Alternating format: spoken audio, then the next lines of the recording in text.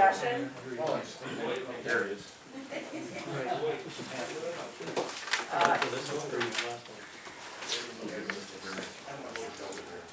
Alright. Item number 4, there was an executive decision made today that took that off the agenda. I decided since we're gonna have members of the audience, we might as well just go back to our old, format instead of having a big square. Number 5, consider amendments to the video gaming ordinance. As you're aware, state law has changed and we need to consider some revisions to our local ordinance to conform with state law. There are some flexible items that need to be discussed with the board prior to formal adoption. One is increasing the fee from $25 per machine to $250 per machine. Attorney Tim Kuiper is here to explain these changes and give some input as to where the board wants to go with some of these issues. So we had a working meeting with the president, Bob, Jeanette, myself, to talk about the new changes that are going to be effective April 1st.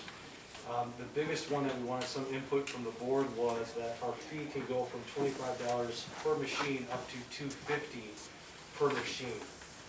There was some concern initially that, hey, that's pretty steep and everything else, but on average in 2019, each slot machine made $79,000 per machine. That's on average. So the law has changed. Among the fees, there's all kinds of other regulations, and we're working through those internally, but the biggest one, especially from the board, because you're going to get calls, is what do you want the fee for the machines to be? Again, the cap, or the highest that we can go, is $250, and right now it's set at $25 per machine, and that's per year.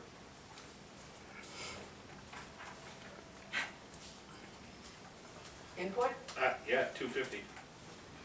I second that. Right along the side of it. Pardon? 250.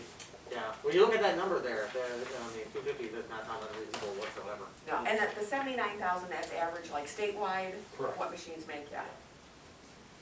And I think state law says the vendor has to pay half and the owner has to pay half, correct, with the fee? Well, but that's state law, so we collect from where the applicant is and how they reimburse and all that. That's their problem. Yeah, that's up to them, yeah. Like we have in the past for $25. Yep. Yeah. So it sounds like $250. Sounds like 250. Absolutely. So at a future board meeting, you will have a draft in your packet. They will have to amend several provisions in your code just because of the way it's set out, but we'll have it ready. Okay. Sounds good. Next item, 4th of July Commission, Trustee Kraus. Thank you. Is there a motion approving the purchase of a new 2022 Chevy Malibu or Trailblazer at a cost not to exceed $24,499 from Jarl Chevrolet of Peatone for the 2022 car raffle? Car raffle committee received a commitment from a local dealer to supply a vehicle below the $25,000 bidding threshold as one is delivered to the dealership. Before this commitment was made, this matter was discussed at the last 4th of July Commission meeting, where a motion was made to allow for electronic voting by the Commission on this matter if the commitment was received. After the commitment was received, the Commission voted by email 18-0 with one not responding to approve the purchase. This matter is now before us. The Commission prefers the Trailblazer, but that depends on delivery. If they can get that in time, they are getting the Trailblazer if they can get it in on time, correct? Yes. Okay, and if not, the Malibu will be the second vehicle. So I make a motion approving the purchase of a new 2022 Chevy Malibu or Trailblazer at a cost not to exceed $24,499 from Jarl Chevrolet. There's a motion on the floor. Is there a second? Second. There's a motion and a second. Discussion? So I actually, I missed the last 4th of July Commission meeting, and I wasn't the one prior to that when we were talking about vehicles. And I kind of talked about, because I had been looking for a car at the time. I'd been looking for a Trailblazer, and I had stopped at Jarl Chevrolet, and I'm a huge fan of going local. I had multiple conversations with them, and they had said they can't even order me one because there's no way they could guarantee getting a Trailblazer. They had looked out at inbound inventory through the end of January and had nothing.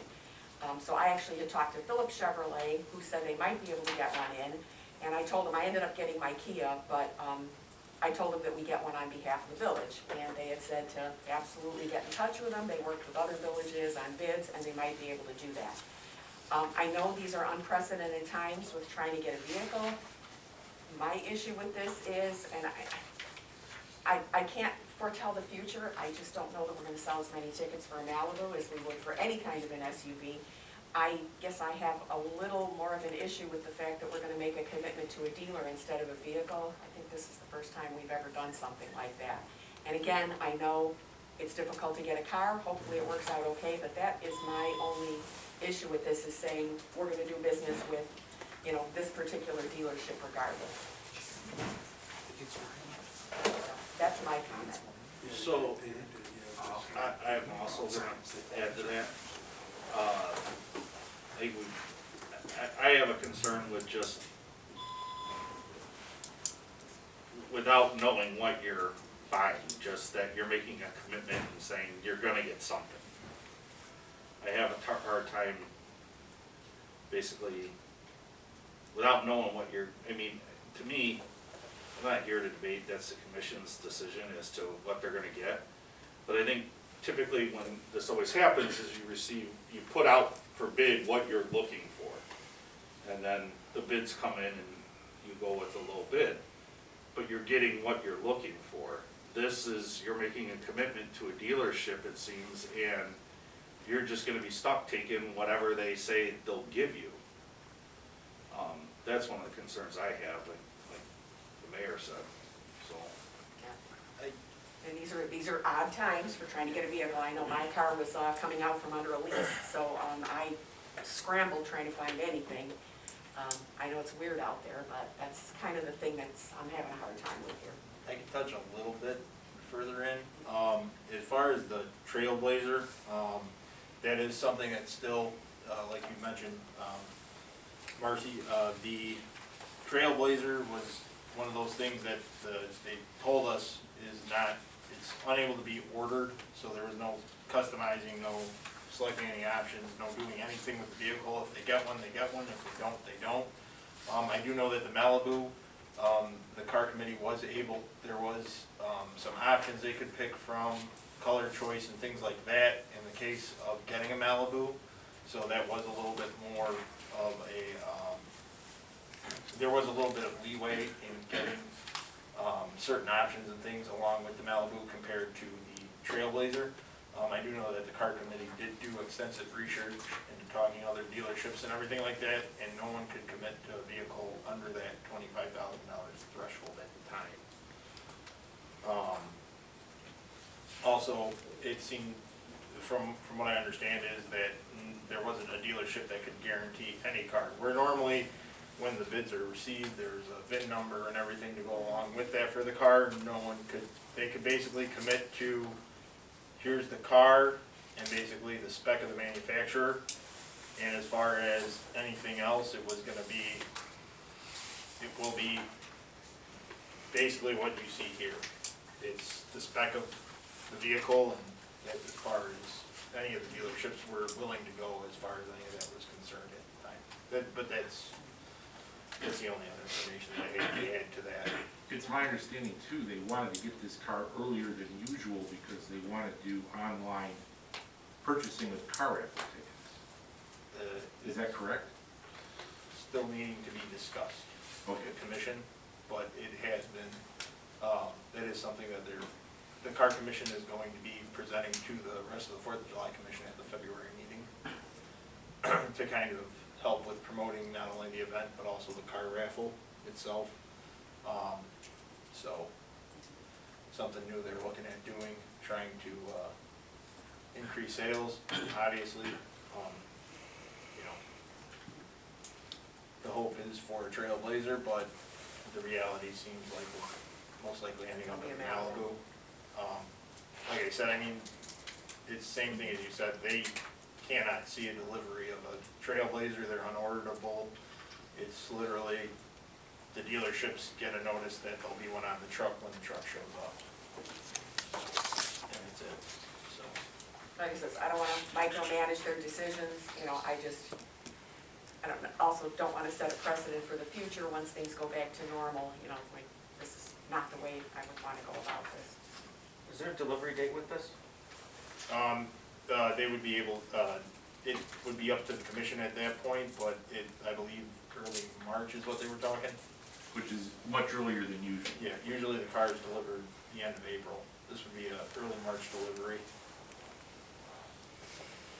Was there any talk over? Was there any discussion as to a comparison as to what the vehicle did when they did this the last time and they got a Chrysler? Yeah, yes, actually, that Chrysler was, 200 or 300, whatever it was. that was one of the best-selling cars over the 10 years of the car. Or the rental. most profit. That was the It was a most- cheaper car. Yeah, it was the most profitable car, believe it or not. The four-door car actually sold better than the sports cars were.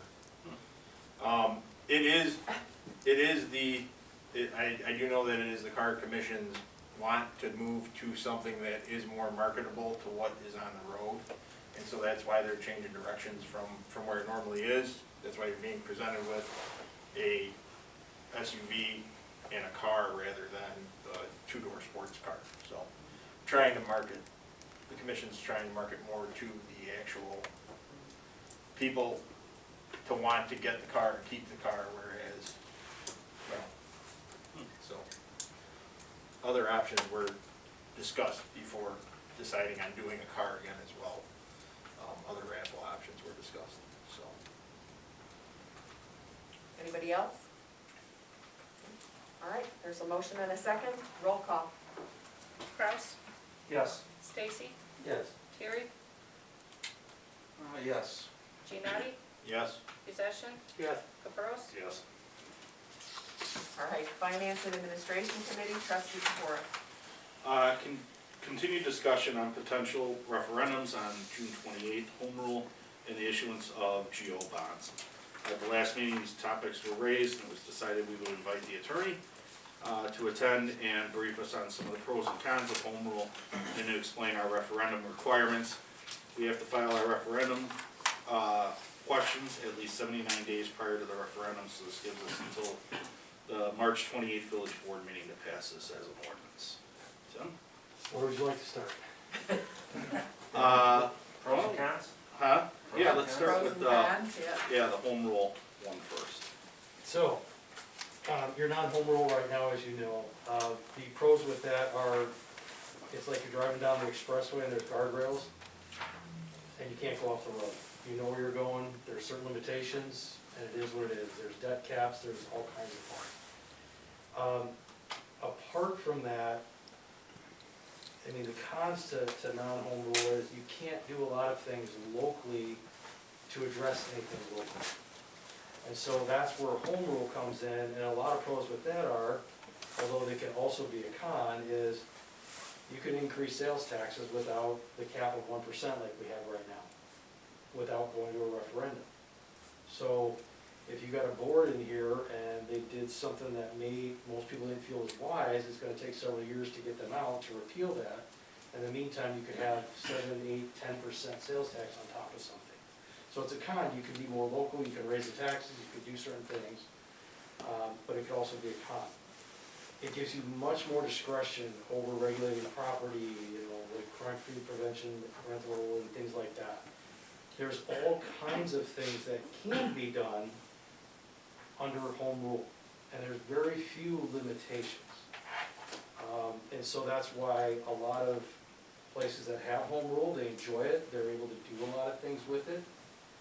But that conversion process, it can also be kind of difficult sometimes. And I sent out some information earlier, but in 2019, there were 5 municipalities that tried to go to home rule, and they were all defeated. Just because there's a lot of unknown with it. You can have transfer fees on properties when they sell. You can add individual fees for liquor, for gas, I mean, again, you about name it, and you could about do it. So I'm happy to try to answer any questions generally, but I'm trying to at least give you a flavor of from here to what could be home rule. That would put us in a downstate pension too, correct? No, For the police? It would not? no, that's strictly based on the 5,000 population. Okay. Or referendum. Peatone did it by referendum, they were So 5,000. if we go home rule, it's not an automatic? No. So, a couple of questions as to some of the things you brought up. ability to increase sales taxes. There's still caps as far as how much you can increase even as a home rule, correct? So if you said you wanted to add 20% to sales tax, everything, you could literally go. Correct. Um, And that's, so again, that's the pro, like, you can do it, but it's also con, because you could really screw up your, you know, your municipality in the meantime. I don't think anybody's looking to do that. No. No, I know. But in the vein of pros and cons. Anything that's passed, is if I'm, cause I did a lot of homework myself. Any increases, say, a sales tax, right? So we're capped at the 1%, say the board said, we wanna increase 1% more. That could still be reversed by referendum, correct? Correct. A technical question, Matt. The actual act of raising the sales tax or the home rule issue? They could do a backdoor referendum to. They could backdoor the sales tax in the home rule That's my understanding, situation. correct. Okay, I got you. That's the way I read Correct, it too. I correct. was just looking for verification. And property taxes, the village board couldn't, everything would still be capped by the county, correct? As far as cost of living that, you know, like we said, we could say we're gonna go for a 5% levy. We know we're not gonna get it. We're gonna get our 1.5 or 2%, 1.9, whatever it was like last time, right? So I mean, a board couldn't come in here and say, we wanna increase our levy by 25%. That would still be capped by the county, correct? I'm not the attorney, I'm gonna let him look, but we are capped on operating levy. We would not be capped, we'd only be capped by the legal debt margin on the general On the obligation. bond, but there's still limitations as to how much you can bond out, correct? Yes, No? I thought there was. the legal debt margin. Well, so there's an 8.625% that you can do on that.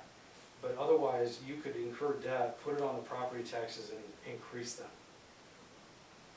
But that would be for bonds, not for operation. Not for operation. Correct.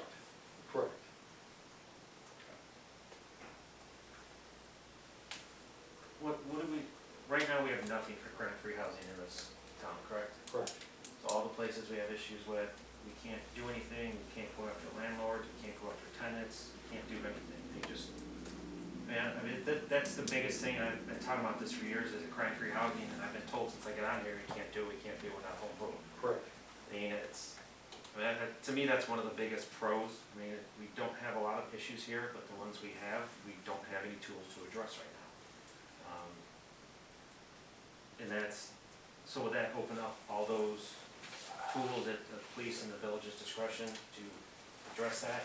Correct. So we can license landlords, things like that? Correct. Fees, licensing, the whole 9 yards of that. Tim, is there any provisions of crime-free housing that we could implement as a non-home rule community, from your understanding? Not according to my understanding today. The only thing I've seen that non-home rule towns have tried is voluntary compliance Yeah. with a landlord license. And you cannot enforce that, it's voluntary. But some towns have tried it.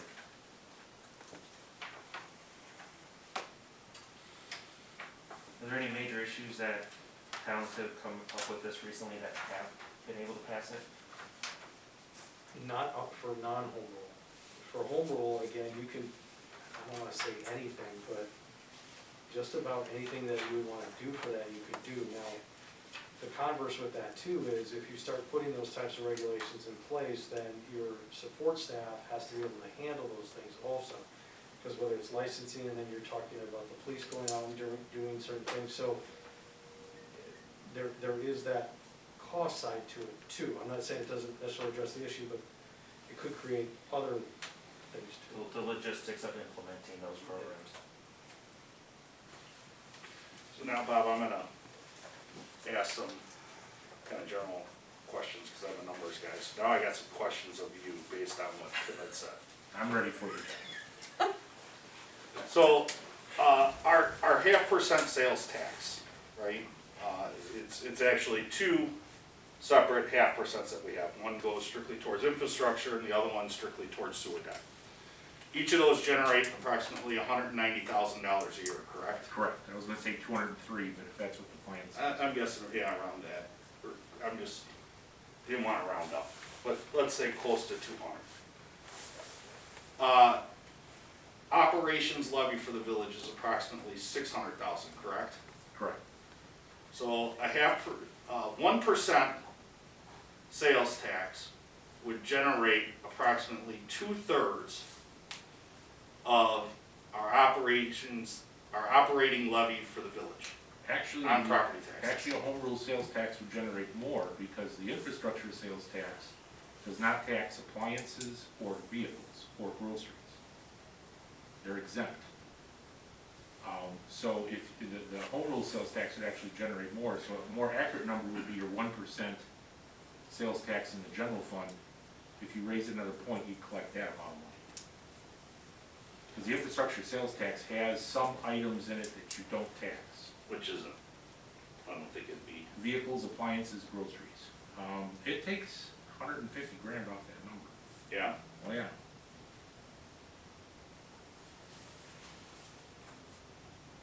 So, my thought process on this could be, now, question for Tim, if the village board were to say to add 1%, which if, talking with Bob's numbers, would increase Say $500,000 for 1%. close to what we operate. Have any towns ever looked at doing that so that way, rather than taxing the residents on properties, Oh, yeah. and actually abating the residents who live here, because you'd be capturing a lot of out-of-town residents that would be shopping in, Some home rule municipalities have used the sales tax to reduce the property taxes. and there'd be nothing wrong with that. Usually they're trying to capture non-residents' use of certain things, so whether it's gas, because you know, major corridor or something like that, so you're really trying to capture transients coming through, have them pay and help out the residents. So if you were to increase tax by 1%, if it were to generate close to 500K, your operating levy is 600K, you could almost rebate 1/3 of every resident's operating levy to the village on a yearly basis, and still be coming out ahead. Correct, if those numbers are true. Yes, Yes, based on that. yeah, okay.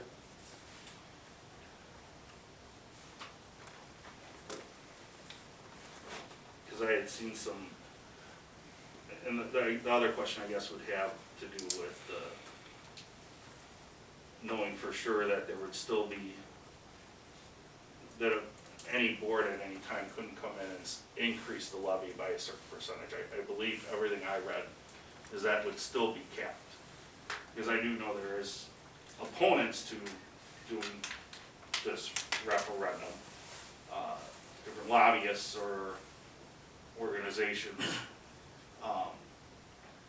that will say that it gives a village board free rein to increase property taxes whenever they want. I've seen that on a piece of their literature, and that's not true.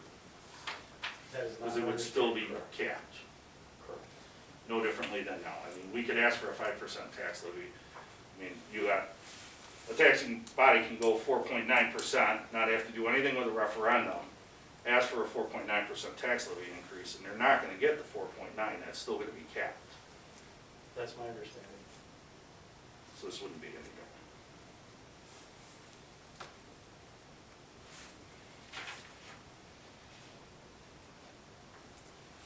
The other thing you could do is you could have a gas tax for roads. Right now, in Cook County, non-home rule municipalities can go up to 3 cents a gallon, but no other county in the state can. So if you live in Chicago Heights, or Chicago Heights is home rule, South Heights is home rule, but if you pick a non-home rule community, Stager maybe? Stager, they could adopt in the Cook County side of their town a 3% or 3 cent per gallon gas tax for roads. But in Will County here, we can't. And we always talk about trying to find a source of revenue to fix these roads in town. And I think that'd be a great source of revenue for these roads, because it's strictly based on consumption of fuel when they're using your roads, instead of property tax or anything else.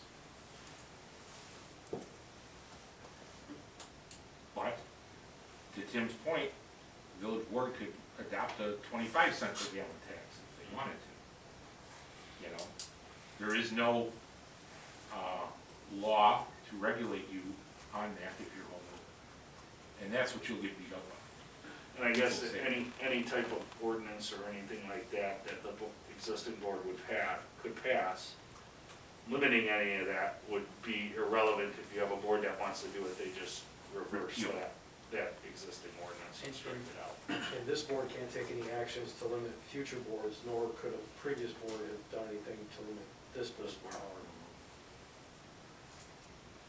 I guess my question is why 0 for 5 in 2019 then? Because of that? The things like that?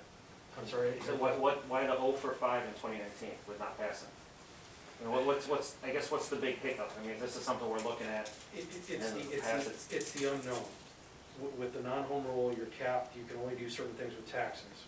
When you're home rule, you can put about anything in place again, and all of a sudden you can change the marketplace, what's going on. So people start getting freaked out about, fees on the sale of houses, about different fees you're putting in on gas or groceries or whatever, you're, on a fixed income. It's just the unknown in particular that is scary. I don't think if this body was to say, hey, we want to go home rule, that you're gonna put in a 25% gas tax or something, 25 sales tax. But it's the unknown again that concerns people. And there's nothing you can say today like, hey, if we do this, we're only gonna do this. The next board could, do something differently. There's just no guardrails again. There will be external factors that enter the debate that will cause you to play defense more than offense. But to me, to me, this is, I understand what you guys are saying, and I'm sure all those people who have never seen Beecher, been at Beecher, are gonna come out of the woodwork for this, against it. But to me, this gives more control to the board, the local people who live here. I mean, It does. I'm sure there is an instance you guys can find where maybe someone passed home rule and then jacked up the taxes, but I mean, all of us have to live here, so what would the point of that be? This gives us not have to rely on the county or the state or anybody to manage our affairs. I don't know. So one thing that I just had to look it back up for the exact numbers, because it intrigued me, is, in the state of Illinois, there's 218 home rule communities, of which only 80 of them are by population. There's 138, more than double, or more than actually by population, 138 that are home rule by referendum. Only 80 that are home rule by population out of the 218. So, it's done. I mean, some residents, I think it's,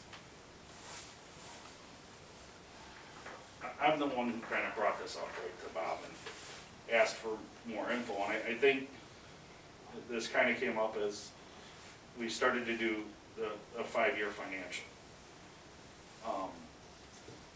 I think this is a pretty progressive board and is looking to improve this, services and life quality in the village of Beecher for its residents. I think this board has a ton of ideas, a lot of great ideas, and but you're handcuffed financially. There are this was just an avenue of a possible way to generate revenue, accomplish a few other things along the way, because as Todd said, since he's been on the board 5 years ago, one of the first things he brought up was crime-free housing. I brought it up 10 years ago, same thing. I'm an extreme proponent for that. I think it's an opportunity to make our village safer.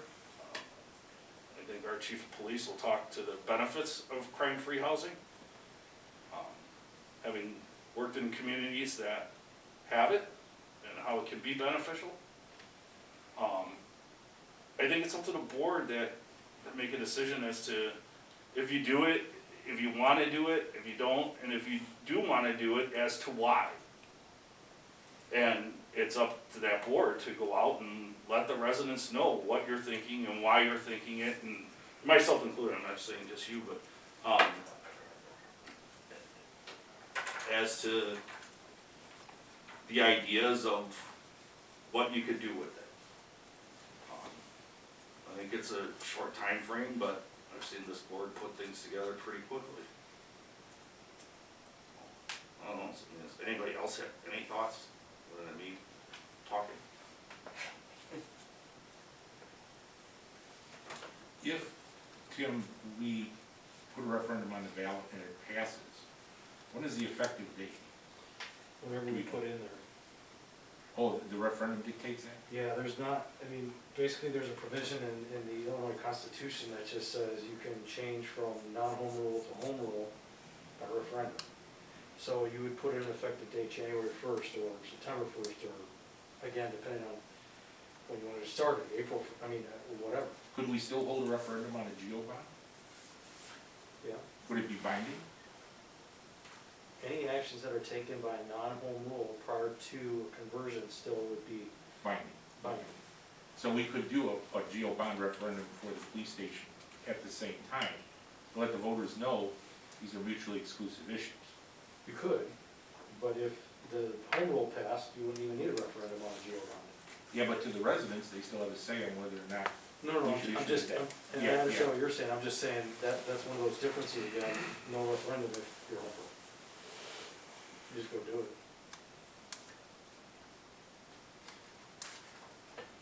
I agree a lot with what Trustee Kapoor and Trustee Kraus have said, and obviously a lot of the things that have said, mostly with crime-free housing, I think would be very beneficial to Beecher. I think right now as a community, that's one of the weakest areas we have. I mean, our law enforcement and the village actually has nothing to, you know, we have no teeth to go after the people. When you look at calls of service to houses and the renters, and you have 6 different families living in a 6-bedroom house, I mean, you know, it's not just taking up the village's time and energy, but then what do you do with the neighbors that surround that house, or, you know, or have to deal with a lot of the issues with the parking violations or the vehicles all over the place, and you know, when there's other properties that, you know, are an eyesore or abandoned because nobody's renting it. I mean, I think, I know speaking on this board, I know that we are very cautious, and we do things in a manner to where we always have the village's best interest in hand, along with not just the village, but the community itself as a whole.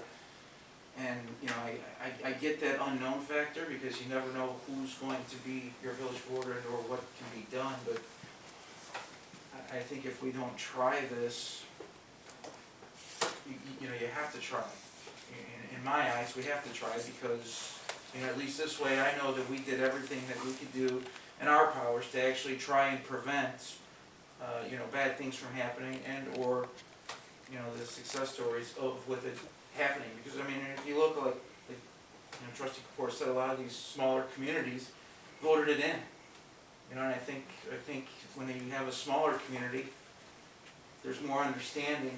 The community as a whole understands the needs and what we can do, and I think we should try and move forward with it.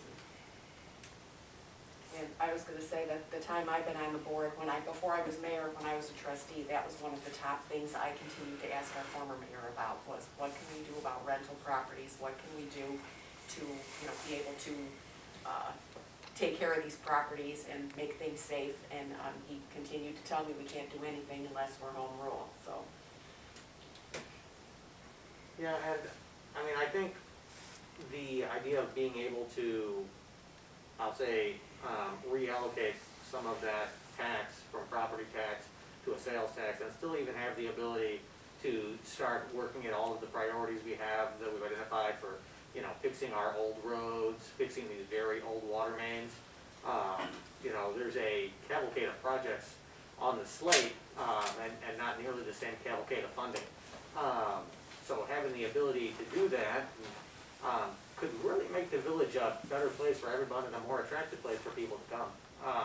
So it seems very much worth pursuing. And to that, you know, I will say what I've heard from this board, I mean, the things we're talking about using this money for is our needs, not wants.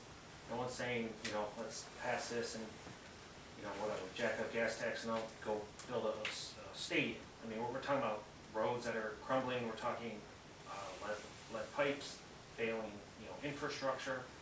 Yeah, that's the things this board has talked about wanting to get done, not, I mean, their needs, not wants, so.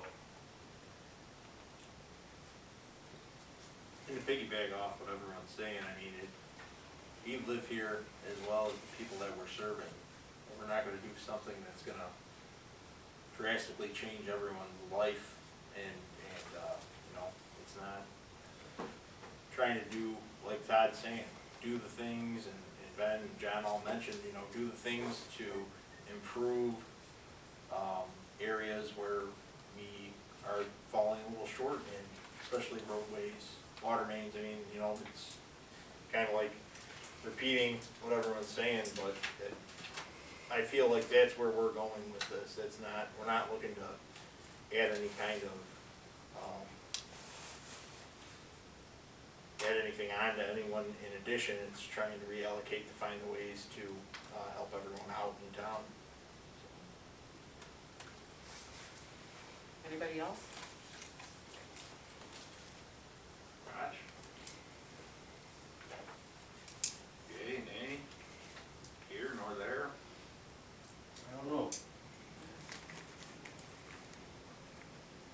I mean, I work for a community that went home rule, and they went bonkers. And they ended up in debt. So, I mean, you can look at the good about it, but there's bad about it too. You know, and sometimes if you're gonna do something like that, you have to tighten up your own belt.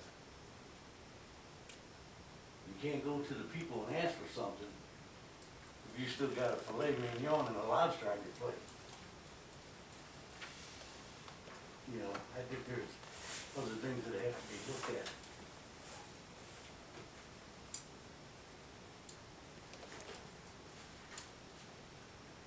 So, Tim, let me ask you one more question, and this is one of the, kind of the biggest things I took out of this too, is that, this allows a governing board to come up with one of the things I wrote down on all this was local solutions to local problems. Right, this allows this board to come up, to be able to address things and not have the state dictate what you can and can't do based on them deciding whether or not this is a problem. If we have a board that wants to create crime-free housing, whether we're a population of 25,000 or 4,800,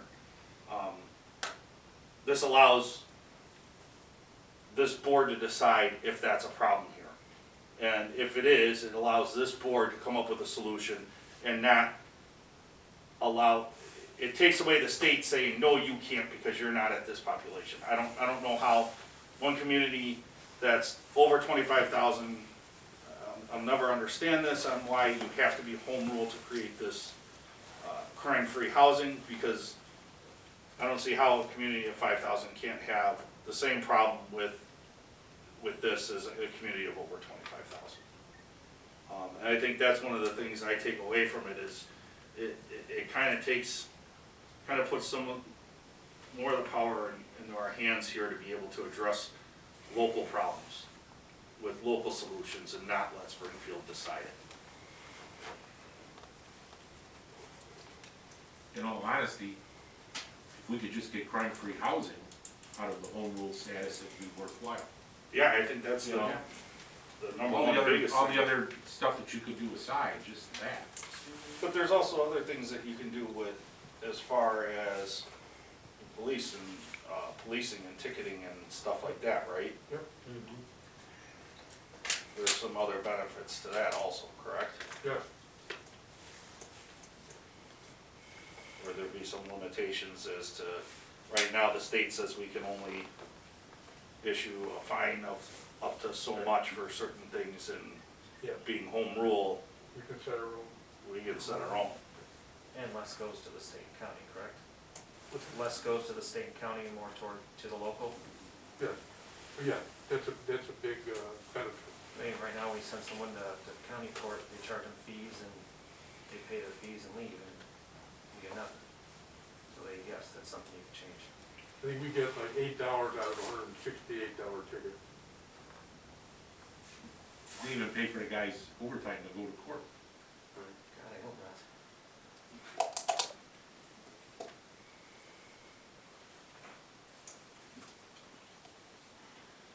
So I guess, Tim, this is correct, that it's 79 days to come up with a solution, 79 days prior to the election. Yeah, the question has to be certified 79 days before, so With the county. March. Is it 28th, is that what's that? Okay. Yep. So no later than your March meeting, you'd have to have that passed. There's a question for referendum.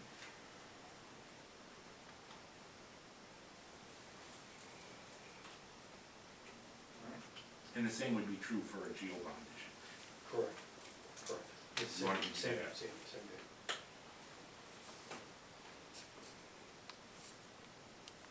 While we have him here, does anybody have any other questions for Tim on the home rule referendum?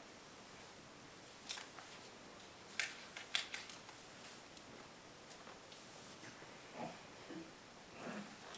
All right, Tim, is there anything else different that you wanna inform us about for the GO bond referendum as to, So a general obligation bond referendum, again, would have to be adopted, the resolution or ordinance have to be done by March 28th by the board, with an amount certain for that question to be put on that ballot. There is no exemption to that, like previously for, wastewater and some other things, we've had some exemptions from those requirements.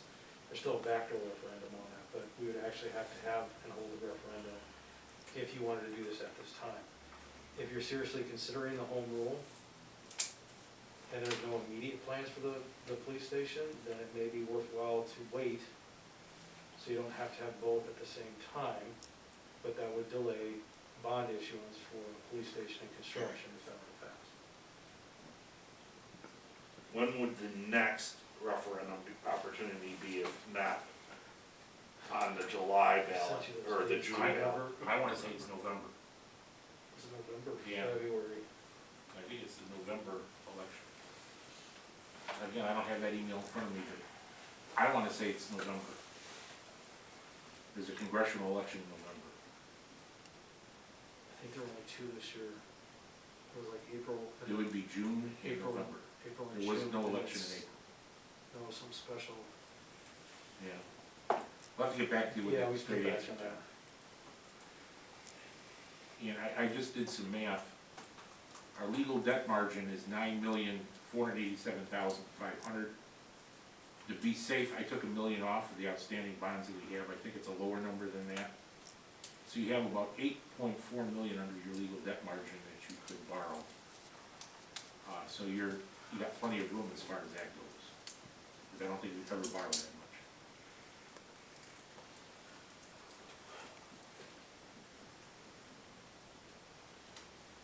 Tim, I think off your email is November 8th. So, I remember there were 4 dates in the next 2 years, I just didn't remember which year. November 8th, 22, and then February, and then April of 23. Okay.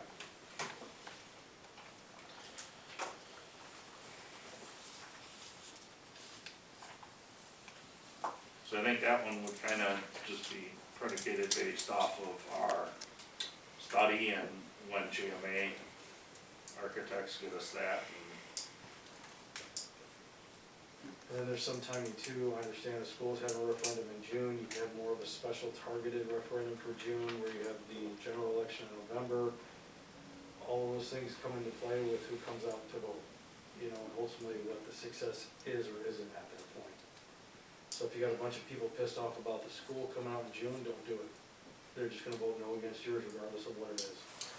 I'm just saying, like, you guys gotta weigh that, but there's perception that comes into that, not necessarily reality about it.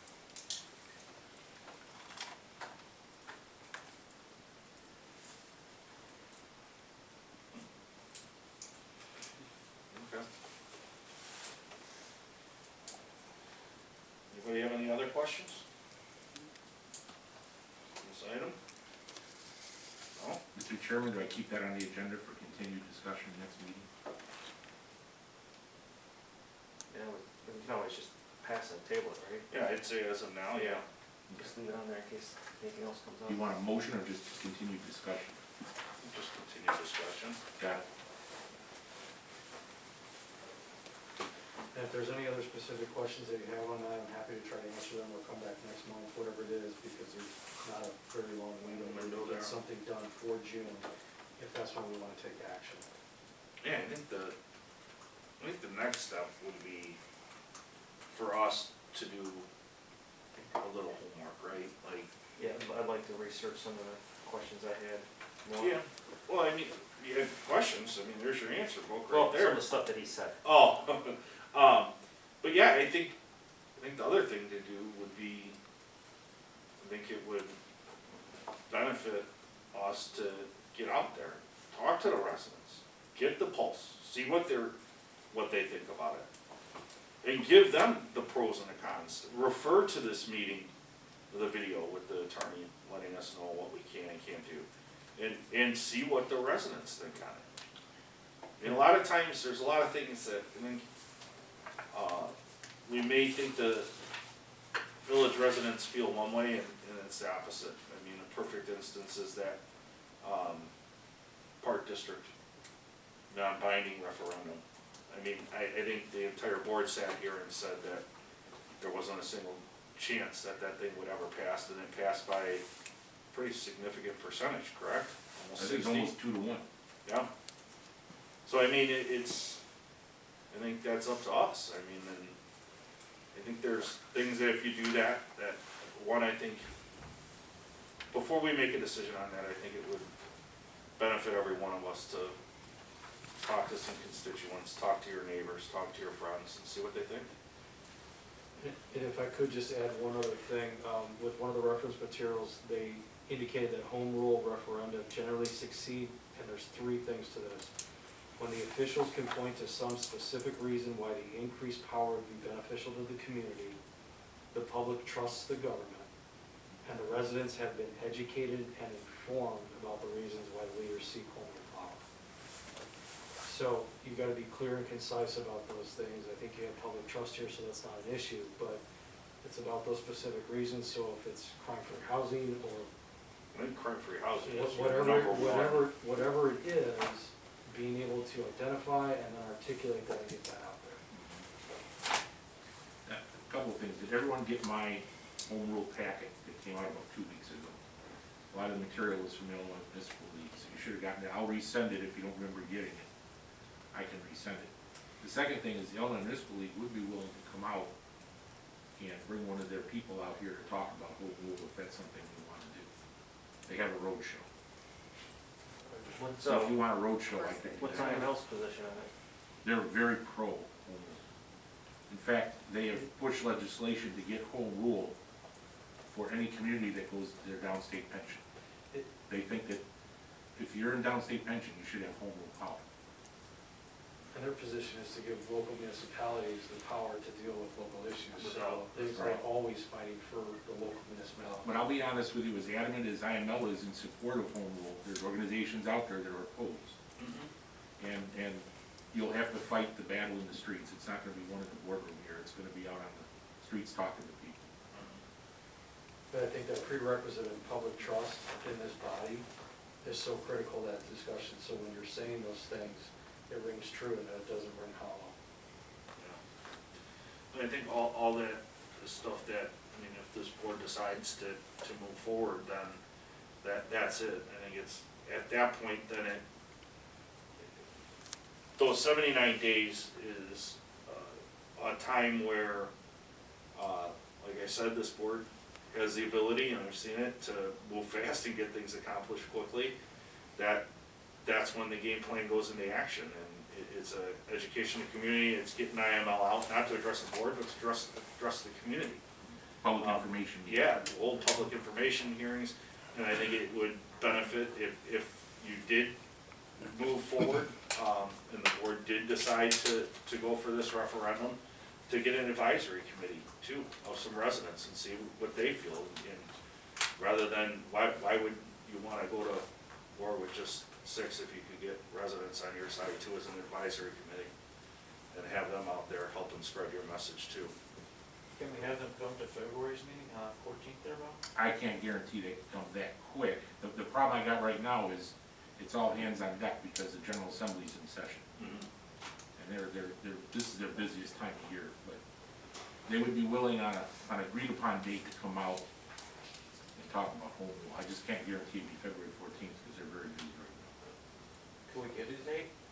Or just email? I can get you dates, you know. Alright. Do you want that before you make a decision, or? I think we should, I think that we should hear if they got this ready, before we, I mean, All right. I think we can get that done. Oh, yeah. I just don't know if it'd be February 14th. I'll see who's in the area. And maybe it doesn't have to be on a board meeting, maybe we can still Yeah. videotape it or go broadcast it on a, like a committee meeting or something. Same time. Alright, anyone else? Anything else on the referendums? Alright, move forward.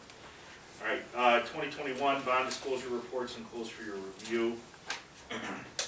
Consider a resolution adopting a financial plan for fiscal year 22 through 26.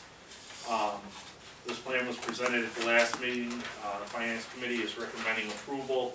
Hard copies of the final draft are provided at your seat, and they were provided electronically.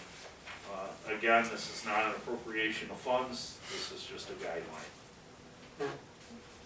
So, resolution number, here, 2022-01. first one. Yep. Alright, I will go ahead and make a motion approving resolution 2022-01, adopting a financial plan for fiscal year 22 through 26. There's a motion on the floor, is there a second? I will second. There's a motion and a second, discussion? It's the happiest second I've ever heard for discussion. Roll call. Caprows, Yes. Possession, Yes. Janetti, Yes. Gary, Yes. Stacy, Yes. Kraus. Yes. Concludes my report, Mayor. All right. Just one thing for finance. First of all, thanks to the Finance Committee for spending 4.5 hours in this room going over that 5-year plan.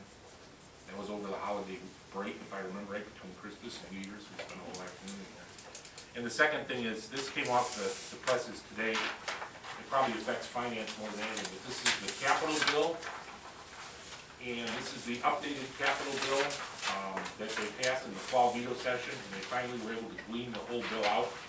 The bill is about 2,000 pages long, but there were some amendments made. And as you can see, they dropped our sidewalk program. They have taken off the Gould Street water main because they claim that is obligated, and that's through that DCO grant.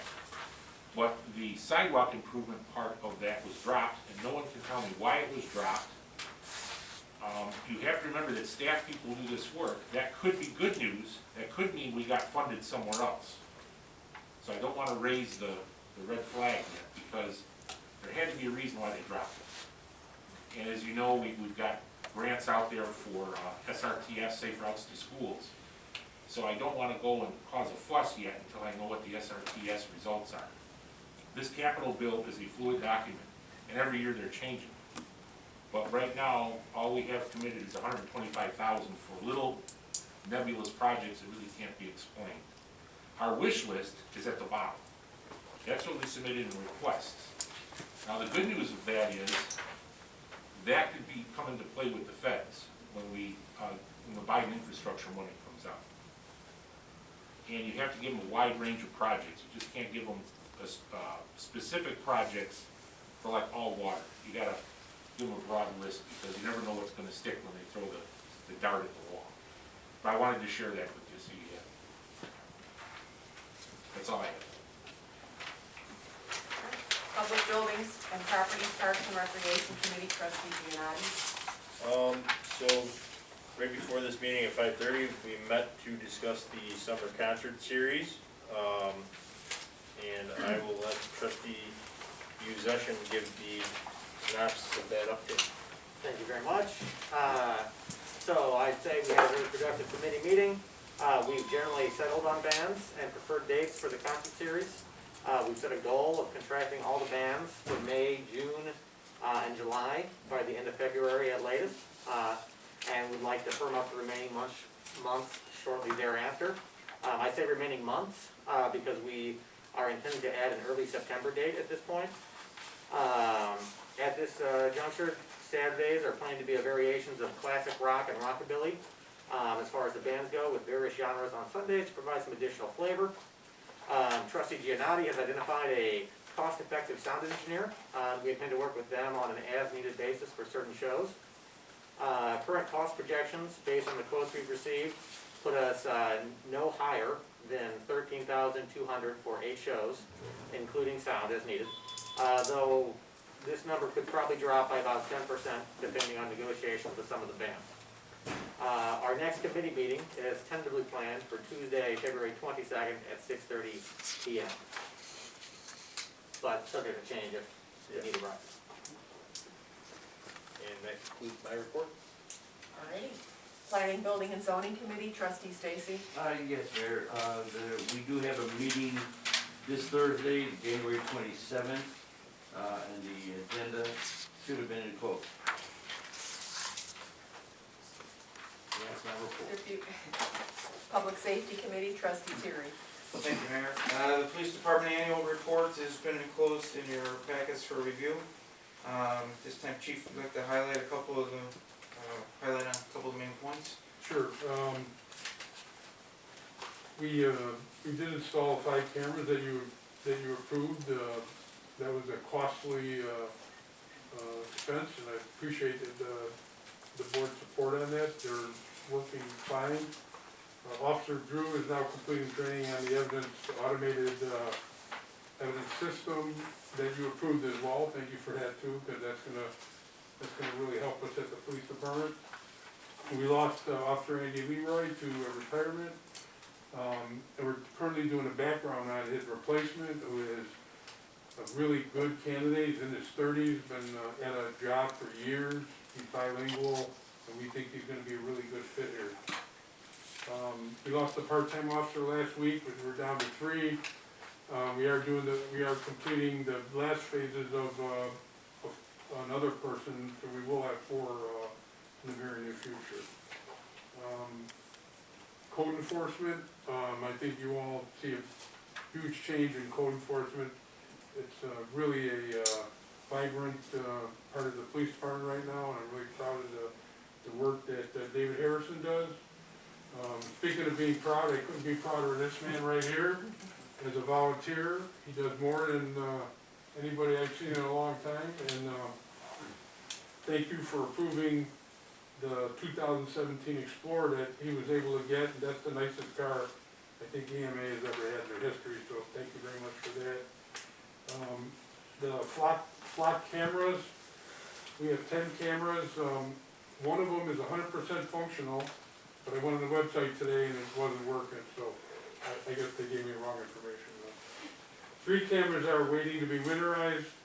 2 cameras, we just today got the permit from county, so they're ready to be installed. But the bad news is, IDOT, of course, takes 1.5 to 2 months to approve permits. Welcome to my world. Don't forget where I came from, we dealt with IDOT a lot. So we don't have to pay a penny until it's all done, so they will be functional before the IDOT cameras are obviously on Route 1. So the other cameras will be working before that, so we won't have to pay for them until the whole system's in.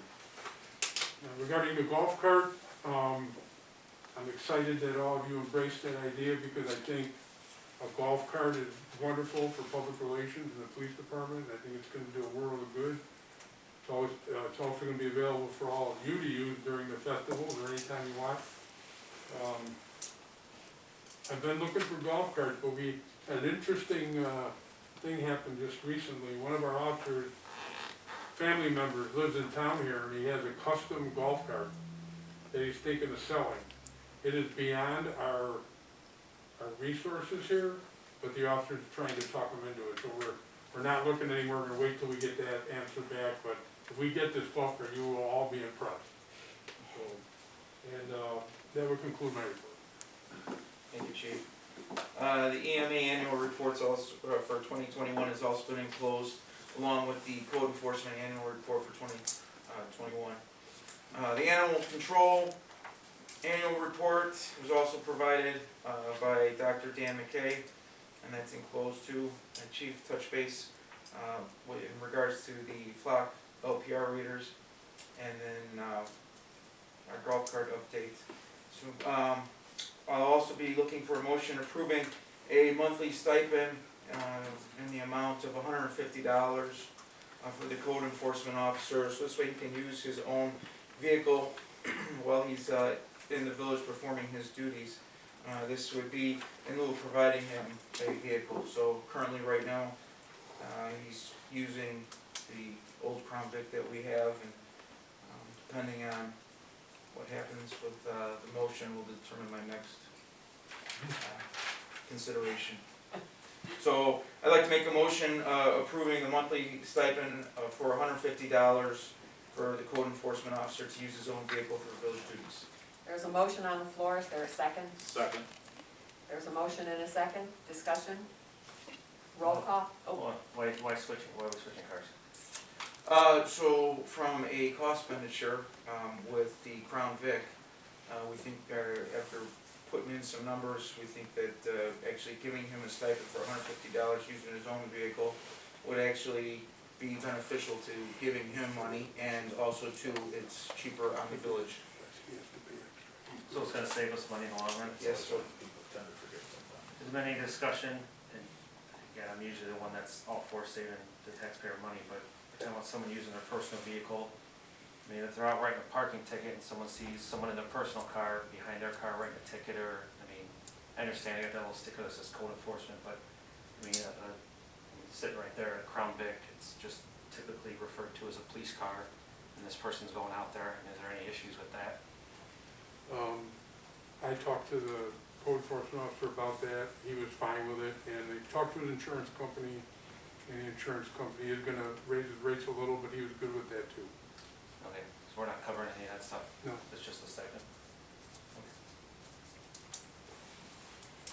anything else? it's a monthly stipend for $150. Any other discussion? No. Roll call? Kraus, No. Stacy, Yes. Terry, Yes. Giannotti, Yes. Possession, Yes. Capros. Yes. I'd like to consider a motion approving the 2011 Crown Vic as surplus property. Car is currently being used, like I said before, for code enforcement, and this would be sold, and the funding would go into the police CESFA account.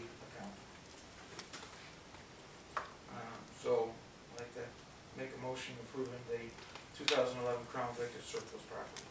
There's a motion on the floor, is there a second? Second. There's a motion and a second, discussion? Roll call? Capros, Yes. Possession, Yes. Giannotti, Yes. Terry, Yes. Stacy, Yes. Kraus. No.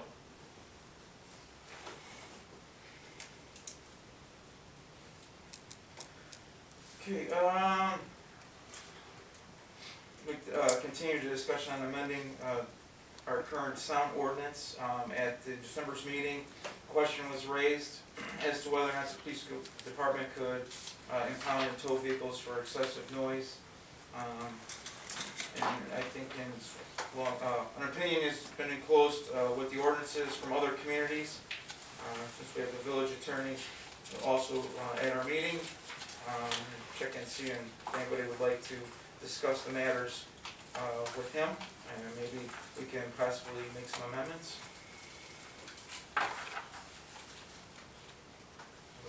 Do you have a motion? I have a question before we begin the discussion. What is our goal here with amending this noise ordinance? First, let's determine the objective and then find out how to get there. You know, is this being done because we have a real problem in town, or is it just because we wanna tighten the ordinance up? I'm trying to figure out so we can fix what's wrong. Cause the attorney and I have had long discussions, and Tim keeps asking me, well, what's the problem? I go, well, I can't really put my finger on it, so we'll ask the board tonight what the issue is, so we can fix it. Where did this all start, I forgot. We brought it up here at a Was it board the- meeting. Huh? It was, So there was, this actually came from an issue over the summer, by your house, of. wasn't me, let's put that, it wasn't me. Of a kid almost getting run over. Is this the screeching tire one? Yes, Okay. well, part of it, and then, but there was another okay. instance of a kid almost getting run over, literally, basically falling onto the hood of the car and stopped just in time. And the main reason is the person driving was, distracted. You could hear the music 3 blocks away. I think that's one of the biggest safety things when this is discussed, is that, if people have their music that loud, I think that's the number one reason for noise ordinances, is it's the safety of the community and the people in the neighborhoods and the kids crossing Route 1 and stuff like that, no different than a distracted driver on a cell phone, right? So that's all. I mean, it was brought up, and Chief did his due diligence and let us know what our options were. And that kinda came from, when we asked about that, I think you brought up in a meeting that, you had thought that, and we're in Cal City, I think it was, that you said that there was, some pretty high fines, and that you guys, there was some ordinance there, I'm sure it's because they're home rule, they can fix their own problems. Way to throw that in there. But, that you thought they actually impounded there for that, We did. people had to pay a fee to get the vehicle out. I think Chicago Heights had that as well. I know back, probably 10 years ago, I think they did that. I don't know if it's still in effect. So where are we at? We currently cannot impound for this? I know we have the ordinance, but we cannot impound? Our current ordinance doesn't allow it, but because we're not home rule, we cannot impound for a noise violation, No matter what? no matter what. It would have to be for some other reason that we're impounding that vehicle. What are the fines currently for a noise violation? I'm not sure. For a If car it's- that's driving down, Route 1. If and it's you can local hear it ordinance, it's $100 compromised to $50 if they pay on time, if I recall. It's a standard P ticket or local ordinance ticket violation. Whether or not the board can increase that as a non-home rule and say the minimum fine for that offense is this, I know you can't go any higher than $750, that's state law. But you could say the minimum fine for this is $500, I guess you could do that, but the judge is still gonna decide. If someone wants to take it to court, the judge don't have to listen to our ordinance, he's gonna decide what he wants to do, because they have that right.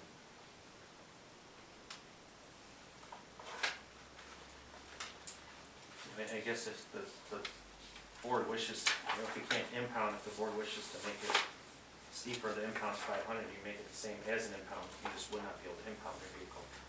You still change the fine to 500, correct? Is that what you're saying? Yes. And then what would it be, 250 maybe? That's only if you allow it still to be a compromise.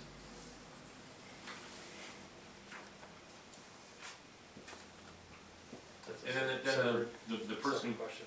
yeah, the person who got the ticket, his choice would be pay it or go to court.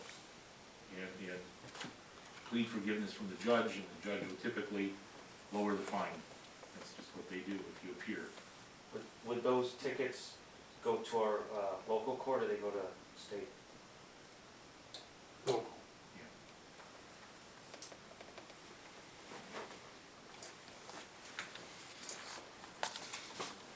Any other questions or discussions?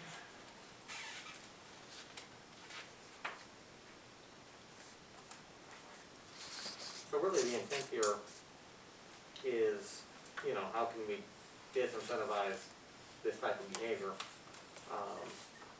I'm not opposed, but I do wonder how effective it could be. I mean, in these other scenarios that you guys are aware of, I mean, is it an effective deterrent for that? I would just think that most people coming through town like that loud, No idea. they're gonna have no idea. Right. If a guy's pouring ammonia bleach on his tires and screeching his tires, isn't that more of a violation than just noise? Would it be reckless driving or No, you mean exhibition of squealing speed? at tires? Not necessarily. It's just an IBC violation. Because I know we had on the books at one time a citation for exhibition of speed, but I don't know if it's still there because I It's street racing. think Tim Piper said, oh, you can't write a ticket for that, it's not in the IBC, years ago, many years ago. Because that was one that we had on the local books, it was called exhibition of speed, it was a local ordinance violation. If you exhibit speed and the officer sees you, he can write you a local ordinance ticket for that. Screeching tires. But we were told it's not in the IBC, you can't do that. Maybe we'll have to look and see, I don't know, how many actually citations were written for a noise violation. We'll have to, maybe we can look at that and we can bring that to the board at our next meeting if we want to decide to either raise the fine or what we want to do moving forward. But I know it was just a discussion that we had raised in the past, so that's why we'll discuss it today. And if I could at least maybe suggest, maybe Chief could look at it also, but maybe look at other avenues, so if it's unsafe starts or whatever, based upon those two situations, that you maybe hit a little bit harder with some of those things, maybe increasing some local ordinance fines for something else too, in addition or in lieu of the noise violations. To answer your question, Ben, yes, you impound someone's vehicle, you get their attention. No, this is true. The raising of the fines, I mean, like you said, most people aren't aware of it, I don't know, you know. You try. They'll have no idea driving through town what the Yeah. fine is or isn't. Yeah, I mean, and our ultimate goal is to not have this happen, not fine people, but, I mean, there's gotta be some deterrent. Sure. I don't know, $50 ticket, you're like, $500 ticket, you're gonna pay attention. Well, I mean, if it happened often, eventually I'm sure word would get around, you know. Yeah, just curious.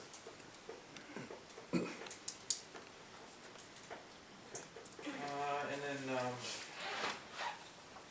also I'd like to request an executive session to discuss the candidate for full-time police officer. We'll do that We'll do after that, yeah. everything's okay. Okay. And that concludes my report. Public Works Committee, Trustee Kraus. Thank you. The Public Works Department annual report is closed. Superintendent, you wanna talk about it a little? Sure. We had a few major projects that were completed this year. The installation and completion of the railroad quiet zone. That was probably our biggest thing this year, as that took many years to get accomplished. So the splash pad has been installed. We're only waiting for the rubber matting to be put down, and the temperatures have to be 55 degrees consistently overnight. We're looking at a May, around Memorial Day opening for that. Every week the Public Works Department mowed approximately 50 acres between April and October. We replaced we had 324 meter appointments, including changing over 158 residential meters, with about 70% of that taking place just in November and December. We do have roughly 200 meters on the shelf currently for March and April to be implemented into the distribution system. We had 23 water main breaks, with 18 of those falling within a 21-day period in the months of October and November.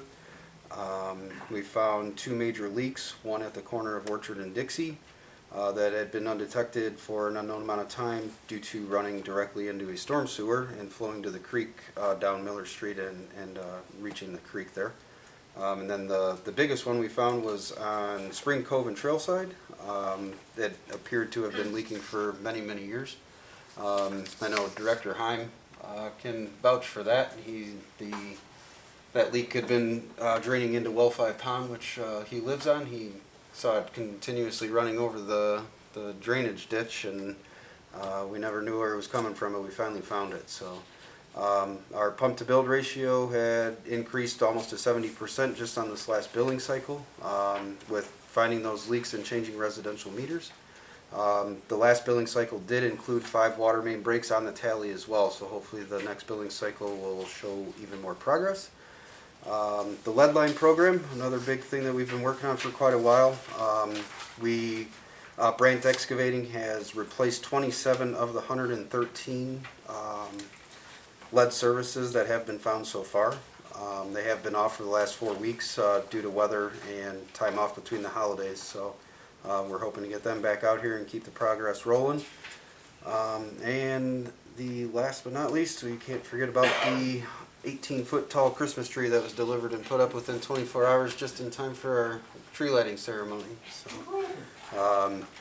yeah, and most of this work was completed in the later part of the years with having 4 probationary members within the department. So those are just some of the bigger projects. Obviously, we do maintenance and other various things throughout the day with building maintenance, vehicle maintenance, equipment maintenance, all sorts of stuff. So that ends my report. Any questions for the superintendent about that? Gold Street watering update, we are now in the bidding phase with bid openings Wednesday, February 9th at 10 a.m. with the bids being considered by the village board at the next meeting. We have several interested contractors that have full plans, so we are hopeful. Penfield STP project update, as is printing, we are still on target for a March 11th bid opening. We are in the process of completing the acquisition of all the necessary easements. The one item out of our control is a signed agreement with IDOT. We are still waiting for them to approve the final agreement, which they have had since October. Without that signed agreement, we cannot go to bid. It is sitting on the director's desk in Springfield. Once he signs it, we will be good to go. Bob, anything to add on that? Yeah, we still have one easement problem that Matt and I are going to deal with tomorrow. I found out late this afternoon. We have to make a phone call. Okay. I think she'll listen to you and me. Oh yeah, I know her. Yeah, You are allowed to do that now? we are allowed to do that now. They Excellent. gave us permission. Okay. And annual water report. Annual report on the water and sewer system is enclosed for your review. There's a pump to bill ratio, Matt touched on a little. Do you have anything else to add to that one? No. And the sewer department annual report is enclosed. And that's all I have there. All right. Economic Development and Community Relations Committee, trustee session. Thank you. So our spring newsletter is just around the corner. The delivery date is in mid-April, so work will begin on the newsletter in mid-February. Any ideas for articles would be greatly appreciated. Didn't we just do one of them? It just seems like there's Feels like at least 2 a year. But that concludes my report. All right. Is there any old business to come before the board? Just to let you know, the architect will be attending the February 14th meeting. We forgot to mention that, Joe? I forgot to until now. Yeah. You have the report in front of you, so you've got 3 weeks to study it. Ask your questions or make your comments at that meeting for discussion. He'll be here to present the report and give you the options. Thanks, Bob. Any new business to come before the board? Can I just, one quick thing, we had a swearing in of the sergeant and corporal today, and trustee Terry's gonna ask for executive session soon for the new officer. So I want to thank the police commission and the chief for all the hours put in for those interviews for the different positions, the testing, and then the interviews for the new officer. That's all I have. I'd like to add also to, with Public Works, with superintendent having all his new employees, with the last snowfall, I couldn't even tell if they were the new employees or the old employees. The streets look great, so thanks, Matt. Thank you. Good job. You want to make your Yep, I'll make a motion to go in executive session to, discuss the candidates for full-time police officer. There's a motion on the floor, is there a second? Second. There's a motion and a second, roll call. Kraus, Yes. Stacy, Yes. Terry, Yes. Teelee, Yes. Yes. No, we're not joining them, it's coming to our meeting.